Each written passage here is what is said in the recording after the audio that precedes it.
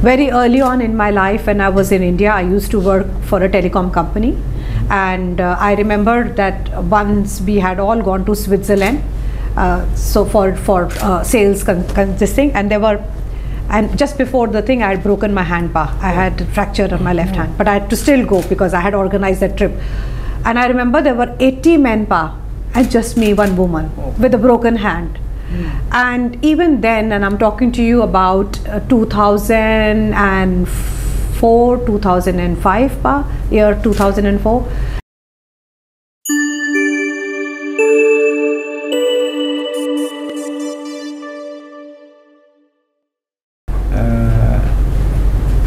Do you have a dream to be? Did you have a dream to be a CEO in an insurance company? Well, definitely I had a dream to be a CEO when I was in India. Okay. When I was doing my college, I was really interested in doing finance because that was the time that India was going through the transformation, and many women leaders were coming and becoming the CEO for a very big bank. So I remember there was a business magazine that used to come home, and I saw all the Indian women CEOs. I'm talking to you about 1996, 1998. So at that time I was like, oh wow, I also want to see my picture in one of the magazines and want to be a CEO. So, and of course then made choices for education, and then I got really good exposure to working in India in a company called Bharti Enterprises. Then I moved to Hong Kong in 2010. So I have been with AXA for almost now 16 years. And while I was in insurance trying to understand our very not so easy industry, of course, seeing many great leaders in our industry, I did have a dream that one day I will be able to implement all that I have learned in my journey in this part of the world. Do you think that life insurance in Indonesia still have a market in it for life insurance in Indonesia? Yeah, indeed. Yeah, I think it's a very dynamic industry that we have in Indonesia. And I say this backed with numbers, but I think in the whole of Southeast Asia, the most promising insurance market, given the huge population we have, and there are a lot of paradoxical statistics that are available. For example, the insurance awareness is 76%, one of the highest. But the financial inclusion is only 12%, which tells us the huge opportunity that we have, the huge scope we have. So I firmly believe that this industry is very fast-paced, very transformative, very vibrant, very vibrant. Like I said, there is never a dull moment in Indonesia insurance market. There's always something happening. If everything is going okay, then the new regulations come, and that adds to the excitement. If the regulations are going, then something happens on the customer preference. So there is never a dull moment, which makes it a very exciting place to be, with a huge, huge potential to grow in the future. If you see the statistic wise also, we have been very resilient, right? Our growth in the GWP basis has been about 4.3%, bringing us to 189 trillion. And that also has been supported by new business. So new business proportion on our GWP is more than our renewal. And our new business also grew by 4.3%, which is a very good and encouraging number for the future. We are placed as, top 5 in Southeast Asia when it comes to GDP per capita insurance penetration. Again, at an insurance penetration of less than 1%. This just tells you about the huge potential that we have. So, and that is why you see that this market has quite active interest of investors from all over. So we are here from AXA, French company, but all major global insurance players have a big stake in Indonesia because the macro statistics that we have about the population, the under-penetration of insurance, the huge awareness that is coming up with COVID, and moreover the 66% of our population is middle class power. So that means their purchasing power, their strength, the youth population, all this puts us in a very sweet spot when it comes to a bright future for all of us. As a CEO, what is difficulties? What are difficulties you face when as a female CEO? I'll be very, very honest to hear that I think I'm one of the very fortunate and lucky person that I have never faced a bias being a woman. Very early on in my life when I was in India, I used to work for a telecom company, and I remember that once we had all gone to Switzerland, so for sales this thing, and just before the thing I had broken my hand. I had fractured on my left hand, but I had to still go because I had organized that trip. And I remember there were 80 men and just me, one woman with a broken hand.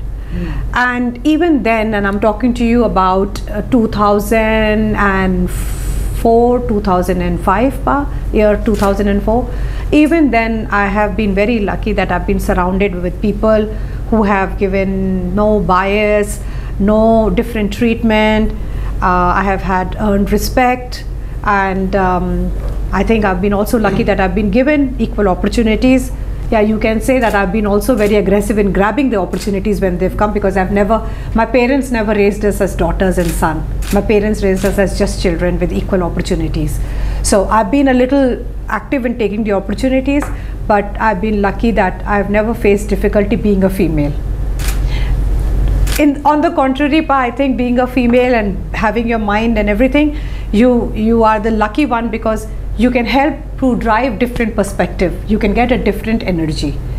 They all sometimes see me very stressed on something, and then the next day they see me talking about fashion, talking about makeup, fitness, food. And when you bring your real self to an organization, when your team sees you as a real human being, not someone who makes up to be a leader, then they also give contribution as a real person. They also bring their real self to the company. So I think being a woman has been a huge advantage for me to bring that perspective, bring that energy, bring that authenticity with me. Team Sitaju? Maybe they are sitting here and saying, You have still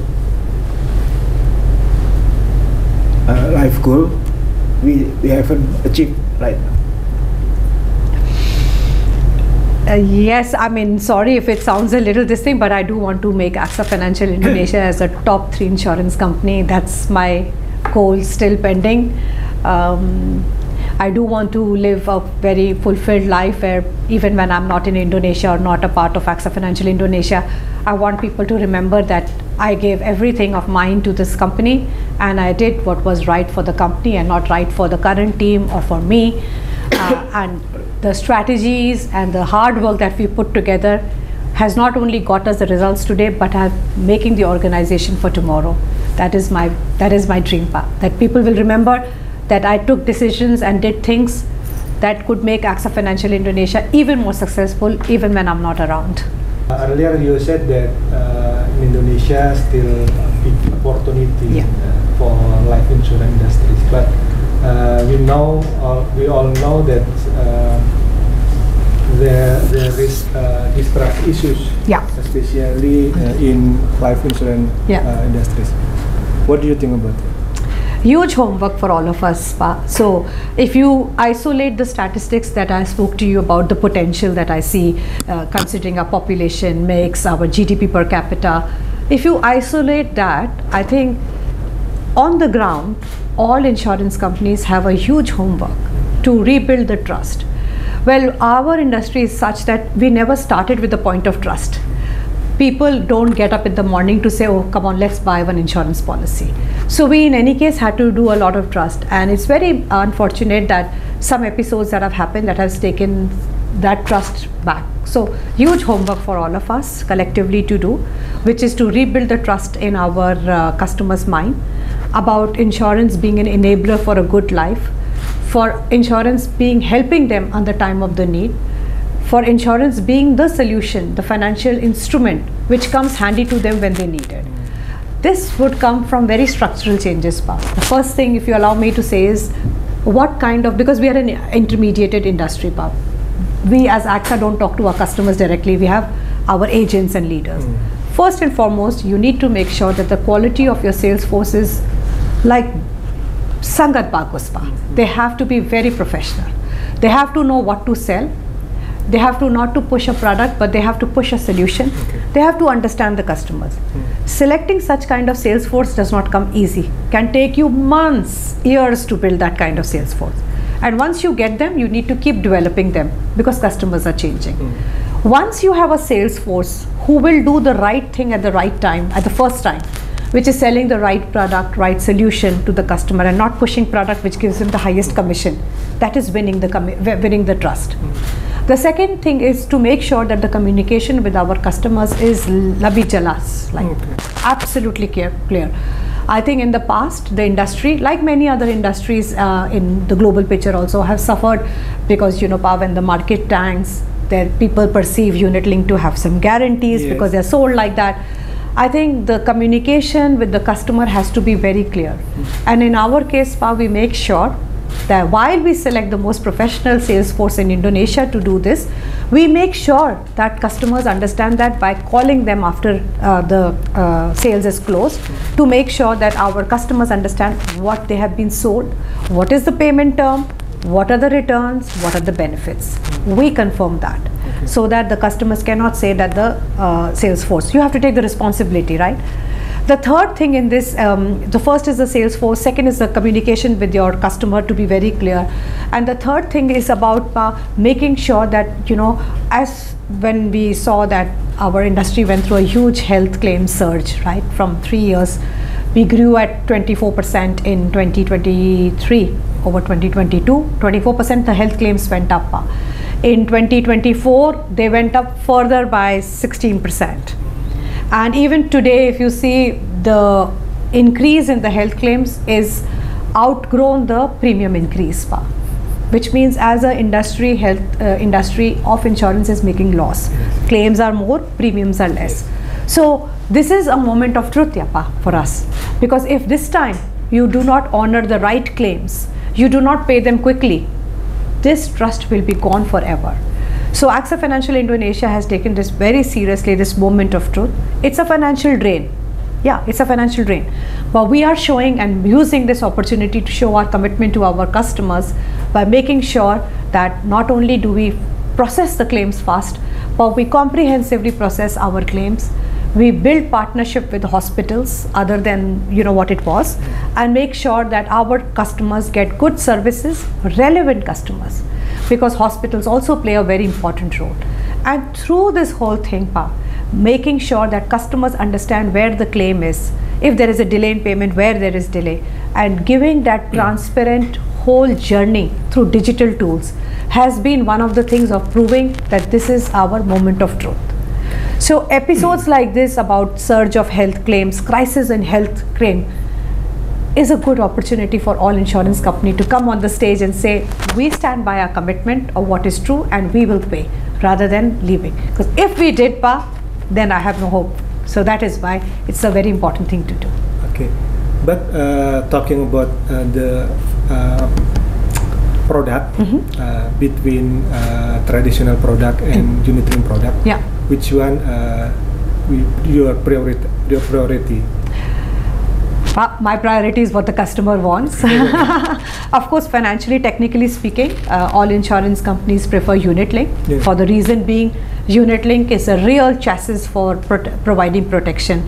Through one product, you can give many riders. Through one product, you can buy critical illness, term life, you can buy waiver of premium. So one product, banyak benefits you can get. So if you really want to provide cheap, affordable, customizable product, then unit link is the answer. Tapi we know in the last 4-5 years have not been very lucky for unit link, and last year the unit link market went 11.5% for the industry. The premiums were down, and we saw that now the new business 60%, almost 60% is traditional. So because our customers for this time of period have more trust in the traditional product, because our customers prefer the traditional, the less but sort of guaranteed kind of a thing, then even we prefer traditional product. And in the last 2.5-3 years, we have made our products very compatible with PAYD regulations, which were the real good regulations to strengthen. Unfortunately, they didn't work that way. So while we made our unit-linked proposition very aligned to the PAYD regulation, we also put a lot of investment, a lot of commitment, and also best practices from many countries like Thailand, Philippines, and also Singapore, Malaysia. Europe we didn't, because market very different, and we have tried to kind of make our traditional products more competitive and more innovative. So today our switch is also to traditional products. Yeah. And until when? Until when? Back to unit-linked product. I wish I had something to see. If I would want at least 30% of my business to be unit-linked, but tapi jao. It's very far. I think with the interest rate environment that we are seeing, people will be in traditional there is guaranteed and there's non-guaranteed. In Indonesia, more and more people are going towards guaranteed side, and I think if the interest rate keeps correcting itself, then I think there will be a structural shift back to unit link. But like you rightly said, it will come with building a lot of trust back to the customers, for them to trust the sales force. So the whole industry, so it's not like this, that tomorrow morning I will get up and my customer say, okay, Niharika, now let me have unit link. It is going to be a big systematic change in the industry, where we will continue to do the right things, regaining the confidence of our customers. We will be able to correct our offering proposition on unit link to make it even more attractive, and the traditional product will probably suffer as the interest rate and the macroeconomic is going through a little thing. But to be safe to say, I mean, I'm again not a clairvoyant, so I don't know what it is, but I can only make predictions. I think I don't see this correcting till 2026. 2020. I don't see this trend correcting, because for us also today our unit link is Bisaya. Nadia, I can talk about the product mix? Yes. Mix, yeah. Yes. Because we are in the process of coming up with the results, and there is a whole thing. So I think our health and protection is still a very big portion of our GWP, 55%. Unit link is 16%, and 28% is these traditional type of guaranteed products. Do you know that one of your unit-linked product get winner in our unit-linked award? Yeah. Yes. In fact, last year and 2-3 years back, I came to collect the award too, just before COVID. In 2019 also, Asuransi gave our product. This year? This year. And also, so this year I think our chief product would go, but in 2019, when I had just become the CEO, one of the first awards that I took was from Asuransi for our thing. I also have a picture. Oh yeah. Okay. The next question. But yes, back to the thing is that unit linked product for AXA Financial Indonesia is really value for money, really comprehensive with lots of riders. Cukup, all riders is cukup waiver of premium, health now very soon coming up. We will have more innovative riders coming on the health, which will allow something that nobody else has. I cannot talk about it before we launch the product. Bunina will be angry with me. But what I'm trying to do is that we are not giving up our hope on unit link. So we constantly invest and get innovative ideas to make the product even more attractive. Okay, still talking about product, can you explain Afi's 3 largest business and how they have developed in the last 3 years? Okay. So for us, for AXA Financial Indonesia, in the last 3 years, agency has been the mainstay. I would say that 90% of our business is agency, and that's because we see a huge opportunity in the market to grow and to kind of participate in the financial inclusion plan of the government by making sure that we have affordable premiums, we reach the deeper markets, we can reach. So in the last 3 years, we have very consciously invested into markets that we were not present. 2019, when I started my journey with AXA Financial Indonesia, we had main 3 cities, Jakarta, Surabaya, Makassar. That was pretty much 80% of our business. 80%. 80% Wow. in 2019, and then we continued in 2019, understanding first year you should not make changes, you should spend time understanding, and of course 2020 the COVID happened. But COVID gave us a lot of time for the management team to come and think that where are the potential of growth, where is the untapped opportunity for us, for AXA Financial Indonesia to go.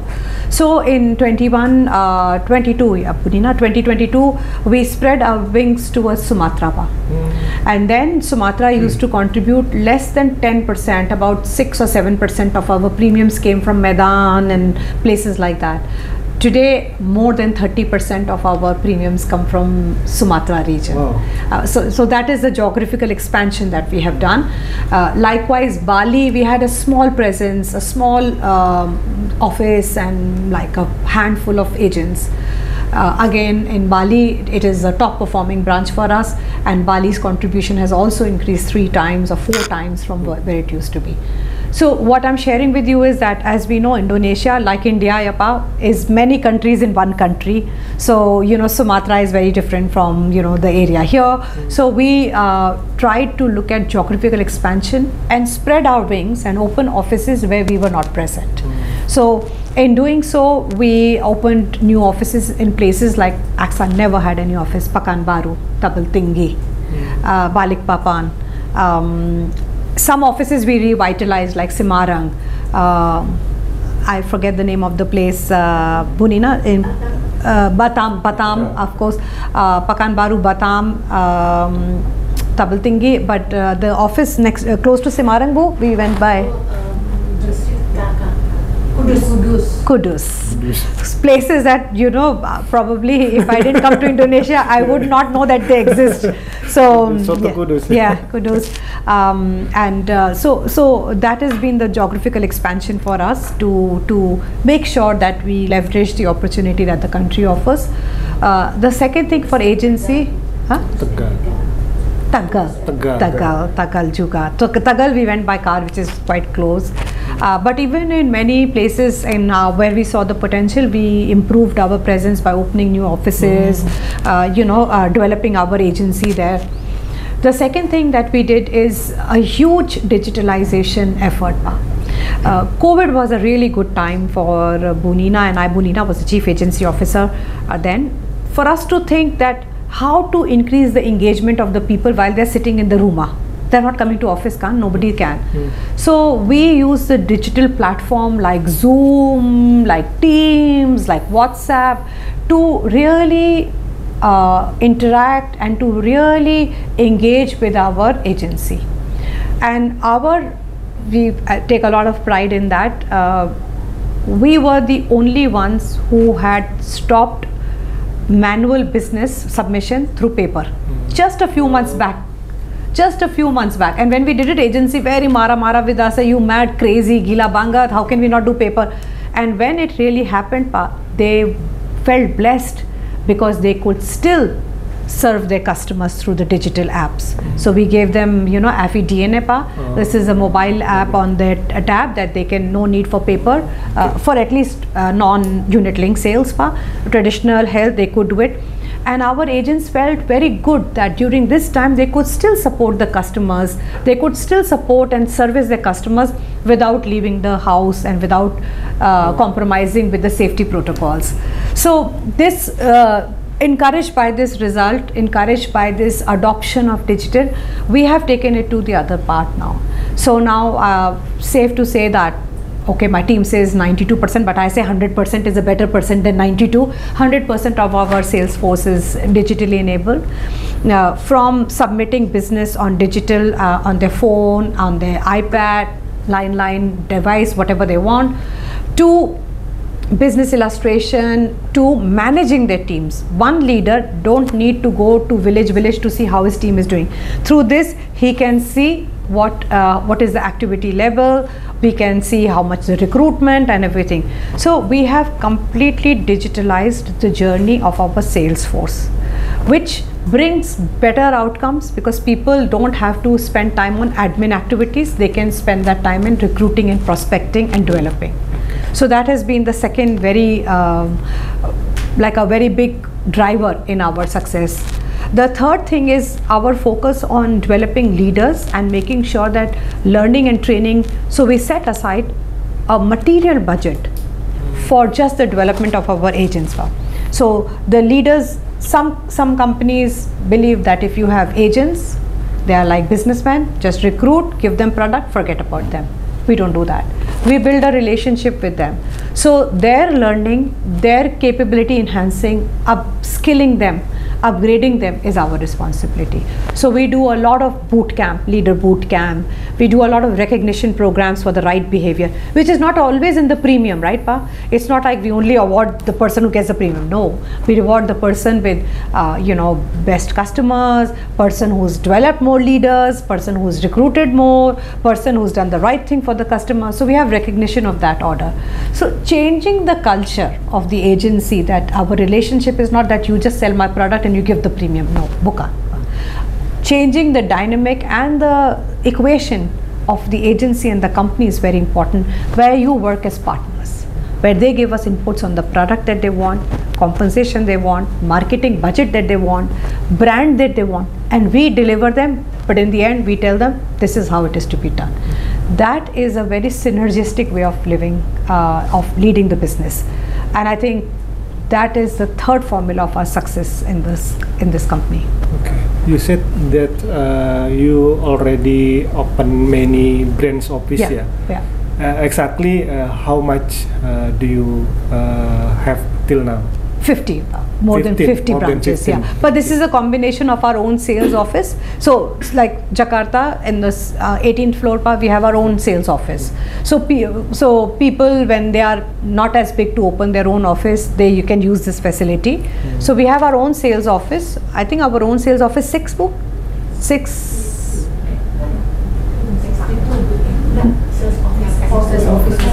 Our KPMs are 50, right? Total is 50. So I think 50, you can say, maybe you can just say 10 is our own sales office, 40 is our offices that our sales force has opened, and we support it. Still want to open another? Yes. Wow. If bisa 50 lagi, Pa. Excuse me. The difference between AXA Mandiri Finance and AXA Financial Indonesia. What is the difference? A huge part. First of all, AXA Financial Indonesia is 100% owned by AXA, the French company. AXA Mandiri JV between Bank Mandiri and AXA. So you can get customer from Mandiri Bank? No, la pa. My favorite line in this is that the cake is big enough, everybody can have this slice, no need to snatch your other person. The cake in Indonesia is very big that we all can be kenyang, pa. No need to snatch. So we don't take their customers, pa. They don't take our customers. That's the thing. But recently, I had on TV or the news that the middle class in Indonesia is decreasing. Yes, pa. Betul. So, that not make you pessimistic for it? No, pa. So still the proportion of middle class is very high compared to other Southeast Asia economies, pa. It's still about 66%, which is quite high. If you see the middle class has the same purchasing power, then 66 people can afford a financial, which is very encouraging. Tapi, you're right, from 2019, at least 9 million people have dropped. 9 million families have dropped from that and have gone to the lower. But this is the aftermath of COVID. And I think we are all seeing a drop in the consumption and everything. Now, every situation is an opportunity, right, Pa? Yes, those figures are not making me pessimistic, because like I said, the cake is still very big. Yeah. But this is a good opportunity to tweak your strategy a little bit, Pa, and then make affordable insurance solution for people who are there. Kan, Pa, whether you are middle class or low class or high income, all of us need protection for future, right?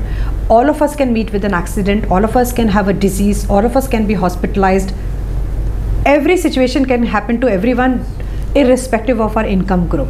So for me, I think that's a huge opportunity, that when they cannot afford, even bigger opportunity for us to give them affordable products, give them products that gives them very good coverage, comprehensive coverage, and can secure their future and empower them to live a life a bit boldly. But health insurance for other companies, other insurance, like insurance company, it's very hard, because Yeah. what about the AXA Financial Indonesia? For us, health is a very big portion of our business. Almost 48% of our business is health. Yes, the last few years have been very challenging, and I think the increase in claims, the medical inflation, the nakal hospitals are not making our situation good, pa. Tapi again, that's an opportunity, right, pa? So, yang lalu we used to have one product which was moratorium underwriting. Seeing the general deterioration of health, we have come up with a fully underwritten health product, pa. We have come up with small riders which are more affordable, and we have come up with outpatient product which is AXA Good Health, where the premium can be as less as 250,000.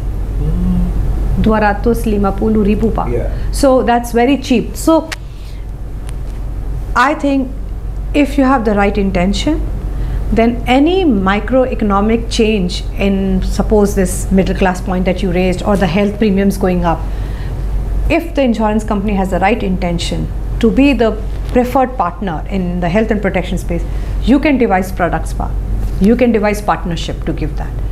In many markets, AXA uses financial inclusion as one of their main strategies, and we come up with very affordable premiums. And here again, through this outpatient, through giving our customers medical consultation for free, pa.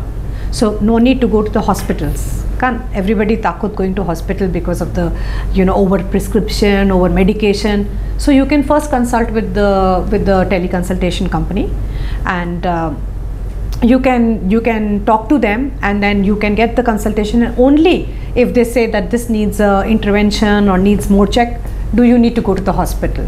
So containing cost, containing fraud, waste and abuse becomes a huge opportunity in a setup like this, pa. And then making sure that you bring the good hospitals as your partners. So today we have more than 300 hospital network all over Indonesia who are preferred partners. With them we have closed the prices very, very strictly, pa. Because you can have one price for liver transplant of say 500 million, and some place you can go, it will be 2 billion. So there is no medical price control unlike Singapore or other mature markets. But we have now signed up agreements with 300 hospitals, 300 plus hospitals In Indonesia? In Indonesia, pa. And those are the hospitals with a good track record, with a good service orientation. And with those hospitals we have fixed price, we have campaigns for our customers, we have transparency of billing, and we work closely, pa. And they participate with us.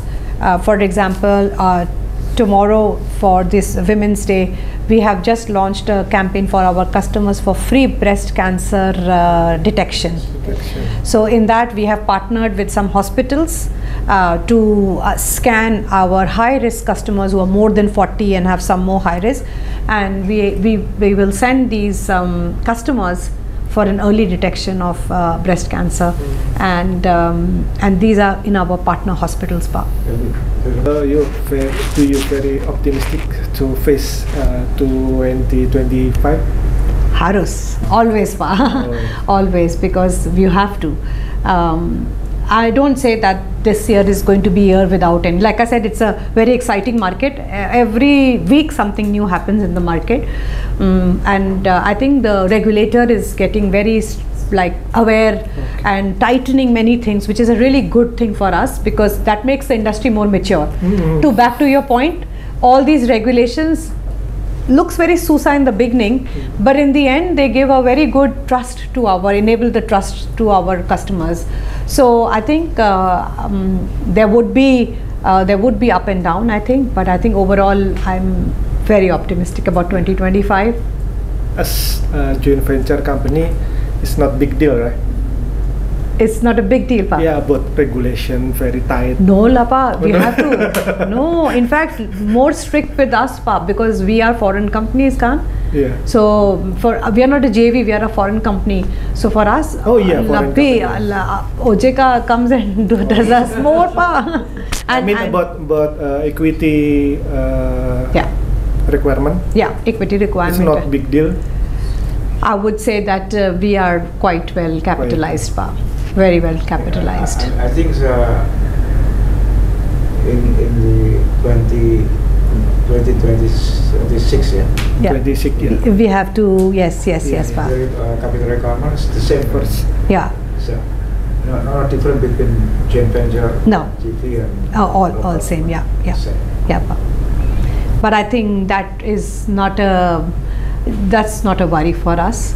I think the hope for 2025 is good, healthy growth of our business with more and more financial inclusion and insurance inclusion in the market, because I really think that the awareness and the inclusion so we should be able to cover. We are such big insurance companies in the market. One of the most one of the most crowded insurance space in Southeast Asia is insurance. Many banya companies, pa. So I think together, if we all collaborate in the one direction, I think we can change the landscape of Indonesia in terms of more insurance inclusion, more protection inclusion. We'll be able to provide more peace of mind to our Indonesian citizens, and I really want AXA Financial Indonesia to play a very big role in that. That's my hope for 2025.